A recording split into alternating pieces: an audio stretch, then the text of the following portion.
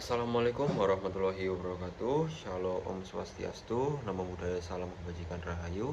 Perkenalkan, nama saya Irbah Prabu Dewangga dari kelompok 2. Dalam hal ini saya akan memberikan pendapat saya terkait dengan beberapa pasal dalam Undang-Undang Majapahit. Kelompok kami memilih pasal 5, pasal 57 dan pasal 107. Saya mulai dari pasal 5.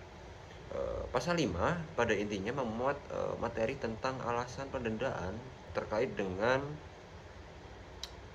sahabat seorang pembunuh. Jadi pada zaman Majapahit termaktub dalam pasal 5 ini bahwa sahabat seorang pembunuh itu dikenakan sanksi denda meskipun seorang sahabat tersebut memang tidak mengetahui bahwa temannya sendiri itu merupakan seorang pembunuh. Tapi dalam konteks ini, di dalam pasal ini termaktub semata-mata hanya karena dia merupakan sahabat seorang pembunuh, maka dia harus dikenai sanksi penundaan. Yang mana menurut saya pasal ini sangat tidak adil karena menimbang bahwa tidak semua teman itu, tidak semua sahabat itu saling mengetahui satu sama lain. Ada beberapa hal yang memang disembunyikan atau memang tidak terlihat, dan itu memang berada di luar kuasa seorang manusia untuk mengetahui segala hal. Jadi menurut saya hal ini sangat tidak adil. Jadi selanjutnya pasal 57 yang pada intinya jika di dalam suatu desa terjadi pembunuhan seorang pencuri, maka barang pencuri itu dan kerabat pencuri itu dan anak istrinya pula harus didatangkan kepada sang raja. Bila mana kerabat-kerabat itu tidak terbukti bersalah, maka mereka juga tidak dikenakan sanksi. Menurut saya pasal ini saya sepakat, dan memang dalam proses pidana di zaman sekarang memang tidak hanya kerabat yang dipanggil, tapi bahkan teman atau memang hanya sebatas rekan kerja untuk diberikan untuk memberikan kesaksian atau informasi begitu. Jadi saya rasa jikalau dalam hal ini seorang yang bersangkutan tidak terbukti bersalah, maka juga tidak dengan sanksi itu masih relevan untuk diterapkan pada kondisi atau sistem hukum di zaman sekarang. Selanjutnya pasal 177 yang pada intinya lelaki yang melarikan gadis atau menyembunyikan seorang gadis yang jika diketahui oleh orang tua sang gadis ini, maka bapak gadis itu berhak untuk membunuh si perampas. Namun jika kedua-duanya ditemu kembali di tempat tertentu pada siang hari, orang tua gadis itu tidak berhak membunuh si perampas. Pemilik rumah yang ditempati akan dikenai denda oleh raja yang berkuasa. Menurut saya legitimasi hak untuk membunuh oleh seseorang ini sudah melanggar konsep hak asasi manusia di zaman sekarang. Bahwa memang benar yang melatar belakangi undang-undang ini sebenarnya dari doktrin agama Buddha dan Hindu. Namun jika dikorelasikan dengan sistem hukum sekarang, kita memiliki hak asasi manusia yang mana untuk membunuh seorang manusia itu tidak diperbolehkan.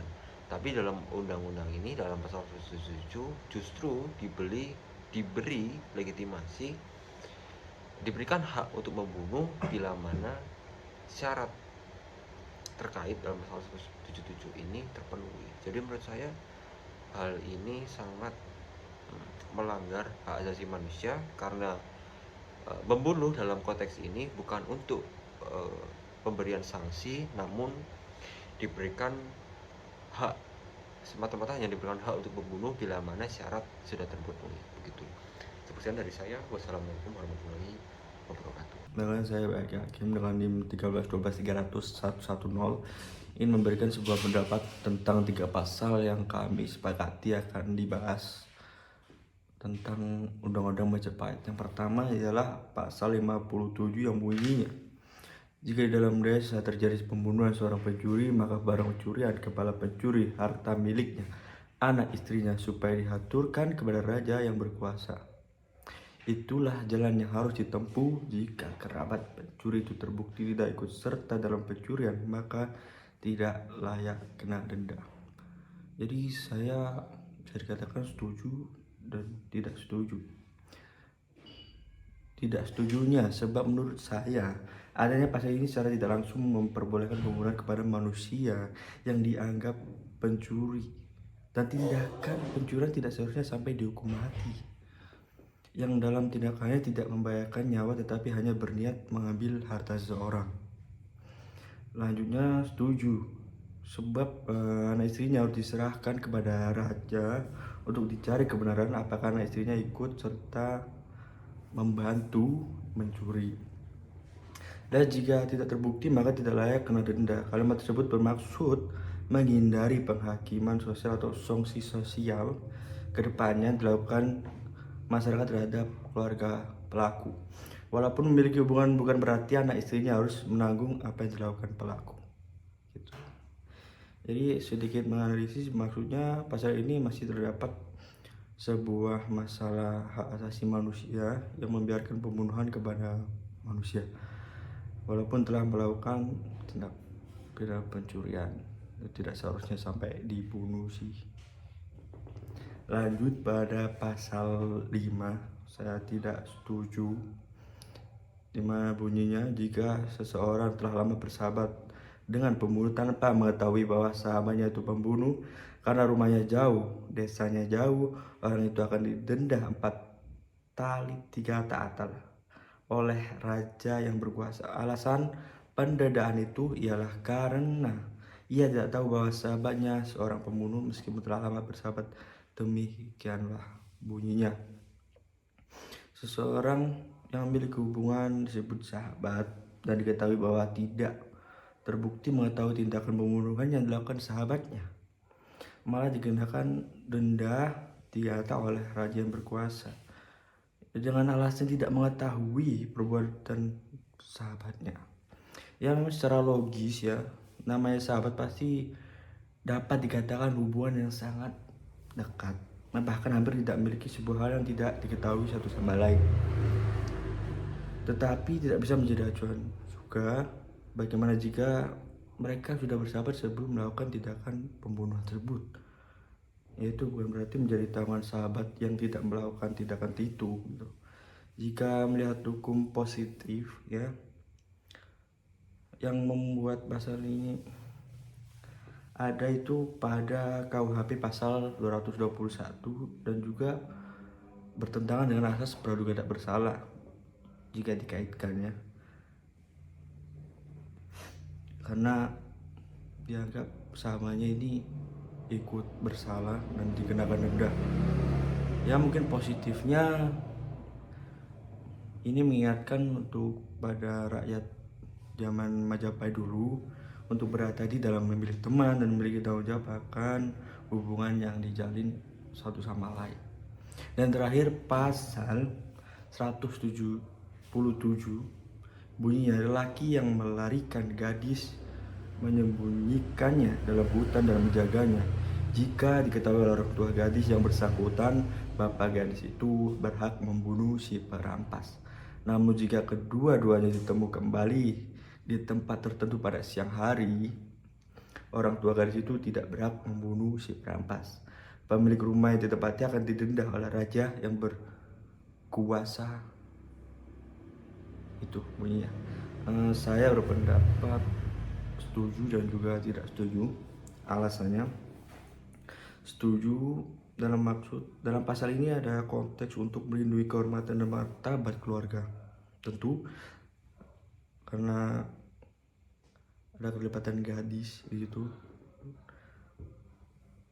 Dan tidak setujunya akan sebuah kontradiksi yang hanya dikatakan berdasarkan waktu ditemukan dari situ, yang mana apabila ditemui pada siang hari, gadis itu tidak diberi hak untuk membunuh, dan apabila ditemui pada waktu yang lain, hak membunuh akan dibolehkan.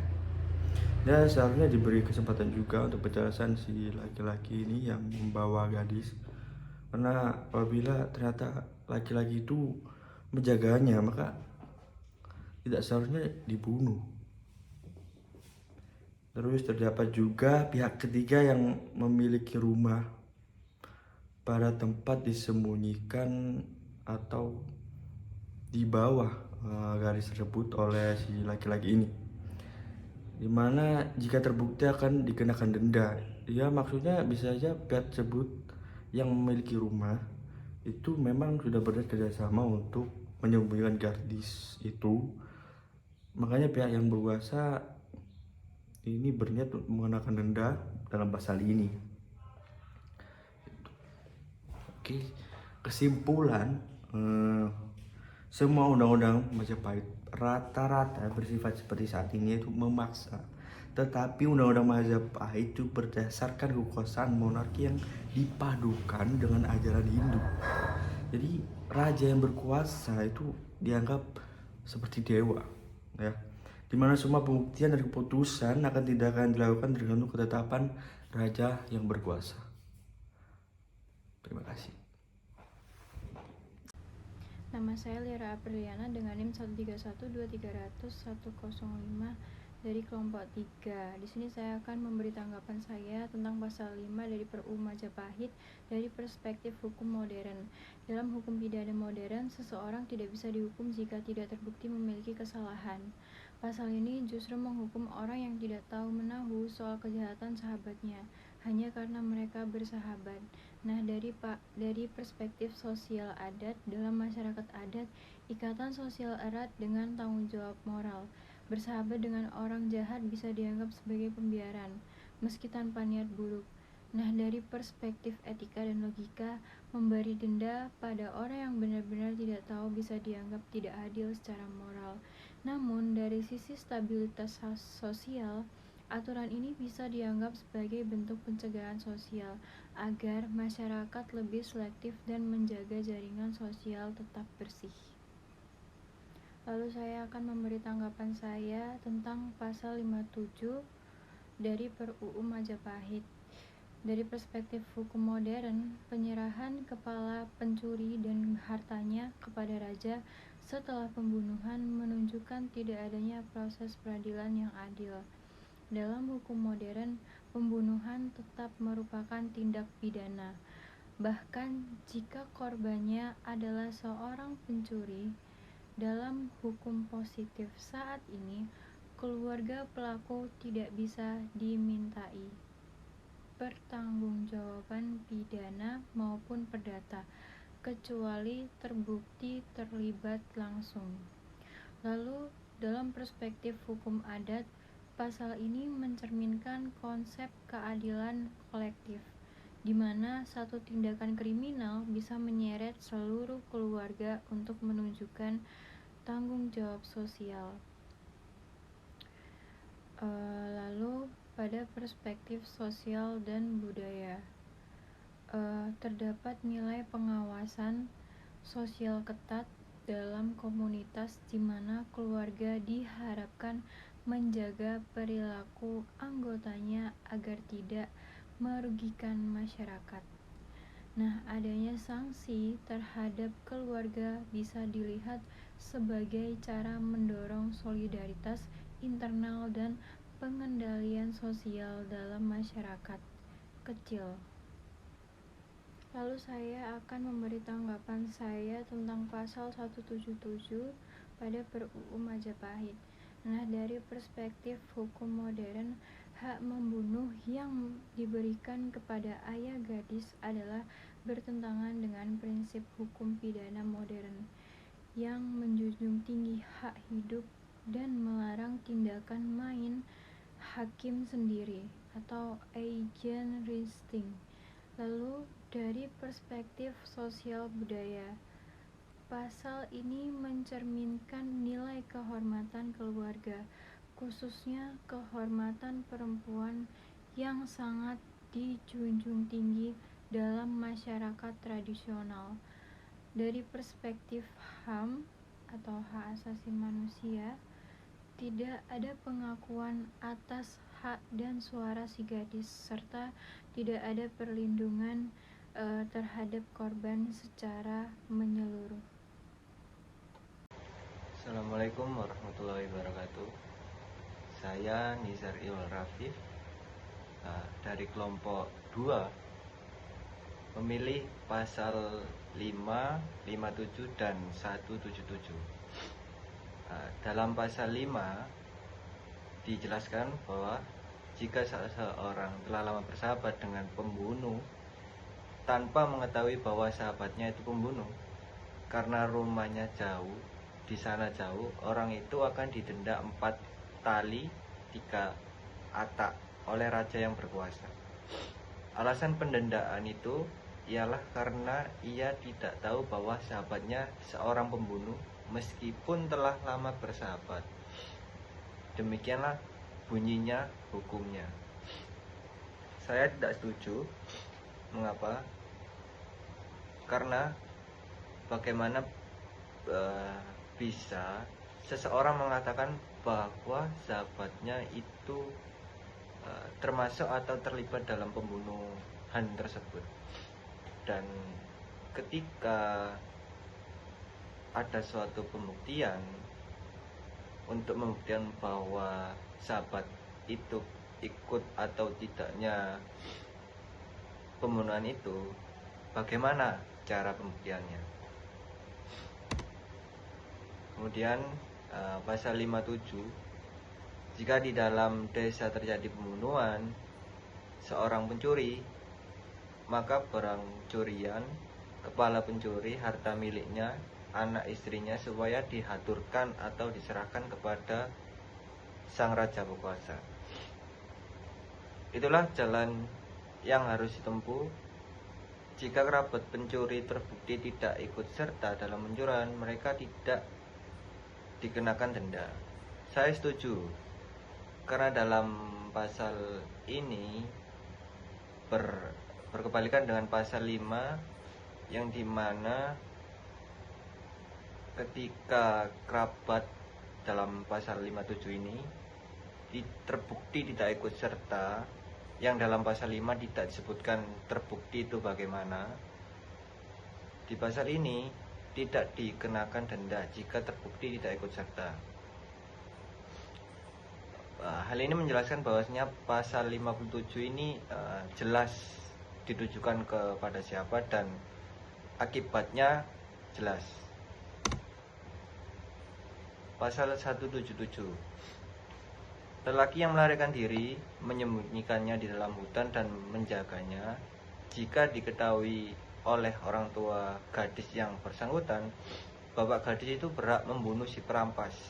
Namun jika keduanya ditemukan kembali tepat di tempat tertentu pada siang hari, orang tua gadis itu tidak berhak membunuh si perampas. Pemilik rumah yang ditempati akan didenda oleh raja yang berkuasa 2 laksa. Dalam pasal ini saya tidak setuju. Mengapa? Karena kenapa di malam hari ketika ditemukan oleh orang tua si gadis atau bapak si gadis, bapak itu berhak membunuh. Namun ketika ditemukan pada siang hari, bapak itu atau orang tua itu tidak berhak membunuh si perampas itu. Di sini menjelaskan bahwasanya pasal 177 ini tidak menjelaskan apa perbedaan ketika malam hari dan siang hari, dan mengapa pula pemilik rumah yang ditempati dikenakan denda walaupun tidak ada ikut campur. Jadi kesimpulan dari pasal-pasal yang kami pilih ini, 3 pasal yang kami pilih ini semuanya membahas mengenai pembunuhan, yang dimana ketika pasal ini diterapkan pada masa sekarang tidak mungkin bisa untuk diterapkan karena pasal-pasal tersebut melanggar HAM, yang dimana dulu belum ada yang namanya hak asasi manusia. Terima kasih, sekian dari saya.